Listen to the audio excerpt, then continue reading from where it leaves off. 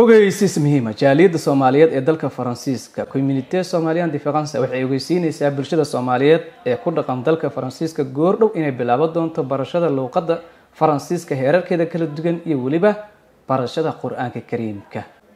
jaaliyadda Soomaaliyeed waxay garowsatay kadib markii familo badan wadanka ay caruurtooda keensadeen inay u baahan yihiin barashada Qur'aanka Kariimka si la mid ah luqadda Faransiiska heerarkeeda kala duwan. waliba dadka waaweyn aad ay muhiim ugu tahay luqadda Faransiiska heerarkeeda kala duwan sida A, do iyo BA. 25 sanadkan aan ku jirno waxa la baalmariyay in ay qasab tahay qofka oo ka dhaca sharciga bini'aadanimada ama 4 sano marka uu dib u cusboonaysiinayo inay waajib tahay nifu bedo hadii oo sawadana waxba loo ma cusboonayn doono.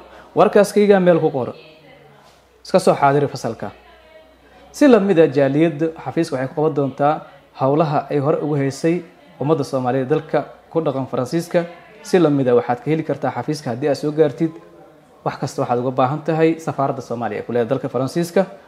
wixii faahfaahin intaas dheer kala xiriir WhatsApp-ka ama numberka tooska ka wac ama address bulshooy hadalkeediyo deel kula naqan caruurta Quraanka keenso adigana luqadda Faransiiska isku soo diyaar garay. haddaba waxaad ogaataa in 3 faa'iido kugu jirto. waa marka koobaad isdhexgalka bulshada dalka, talabaad sharciga hadii aad wadatid 4 sano hadii uu ka dhaco BA hadii aad wadan lagu ma cusboonaysiin doono si la mid ah dantaada ku jirto hadii aad shaqada iyo wax kastaba.